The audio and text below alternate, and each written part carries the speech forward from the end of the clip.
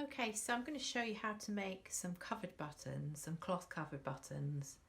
So these are buttons that you can use on, sometimes you can use them on garments. We were making them in Vincent's Treasures to go onto a tableau that we were decorating. It was a tree and we were decorating with buttons. So you can see we've got like a nice furry button and an orange button, some covered with plain material.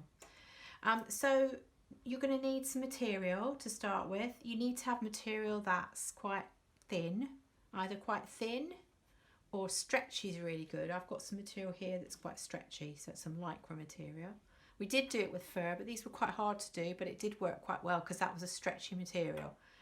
You don't want something that's too thick and stiff or it will not go around the button and it'll be just very lumpy and ugly looking. So, okay, so you've got your material. You're going to need either a button or a covered button kit. Now these kits, so here is what we're going to use. These, you can get these online or you can get them in a dressmaker's shop.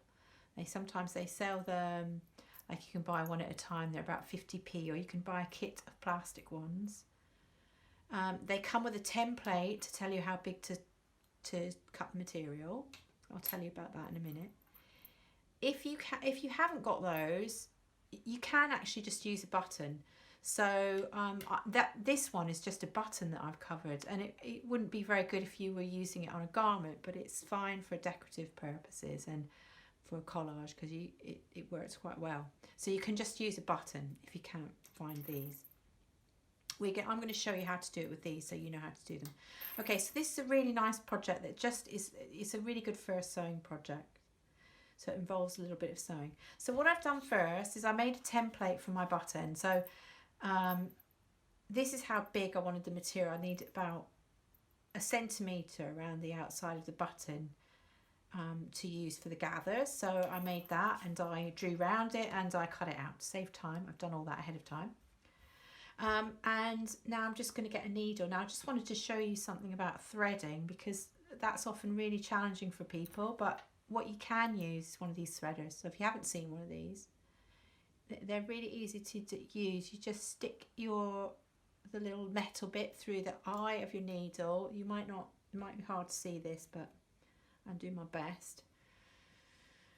And then you just put your thread then through the wire, and then that's a much bigger loop to go through. So you've done that, and then you just pull your threader back out, and as you pull it out, the thread comes with it. So then the threads come through the needle. So that's a really good thing to know, a little tip to know. Okay, the other thing I want to say is that it's really good to double your thread up. So bring the two ends together and double, you can see that, and double it up. That's much easier if you're starting sewing to just have a double thread because your needle won't fall off it, and you can put a nice big knot in it, and you're going to need a knot. Okay, so you've got your thread. Okay, so you're going to start to sew now. And what you want to do, so this is your good side of the material you want showing, and this is the back that you don't want showing. You're going to go from the good side to the back, and you're going to start sewing, and your knot means that can't go through.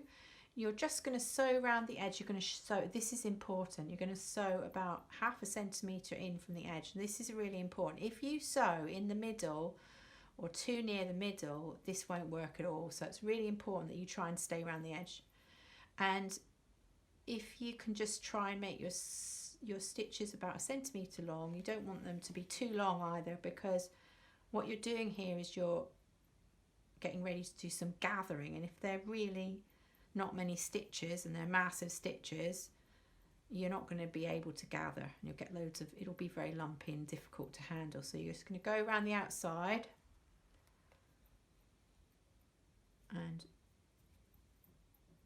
when you're doubling your cotton, you know, you just need to make sure that it's all coming through evenly, and you just go around the outside.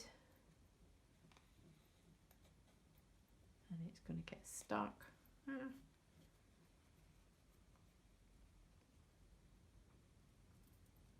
That's it, getting there. And through again, you're nearly finished. So it doesn't take very long.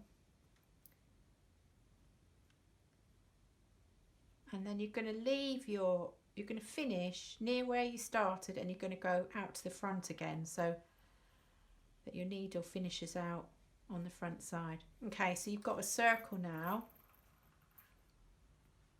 with your stitches, and now you're going to place your, so this is the front button that you're going to cover. You'll see there's a back side. And now what you're going to do, I've still got my needle on there, and that's fine, it doesn't matter, but I'm going to use that to sort of pull this, and can you see it's starting to gather? So it's like a little bag almost. It's that, because there's a knot at the other end, it's pulling against that and gathering all the material around the button shape. So that's quite pleasing really. So it's gathered around it, can you see? And there's the front. So that's a really good gather, and because this material is stretchy, it looks really effective. So now I'm going to knot my thread. I'm going to keep that tension and knot it as near as I can. Still got the needle on the end, but I'm just going to use my scissors now to cut that off, and I'm going to cut that spare thread off because I don't want it to show. And then what I'm going to do is just do a bit of work on this. So these button kits have got these little teeth. I don't know if you can see them, but they're very sharp little teeth that are there to catch the material. So now I'm just going to do a bit of work to get the material to catch onto those teeth a bit. And you don't really need to do this, but it's just if you've got a lumpy bit at the front, it's a good, it just might neaten things up. I've done that. I think it's pretty good actually. And now I'm going to put the back on. So this is the back, and you'll see there's a slot that goes over this hoop. So this hoop is where you'd sew the button on. You need to do it that way down. So the ridgy bit, it goes into the button, and then you just press it in. Now you need to wait for the magic click, and sometimes it can be a bit of a, if the material's thick, it could be a bit. So there's your button done. I'm quite pleased with that. Yeah, and so you can cover them, you could make a whole matching set if you want, or cover them with different material. That's quite nice because it's got a bit of pattern there. And that's your button. Good luck.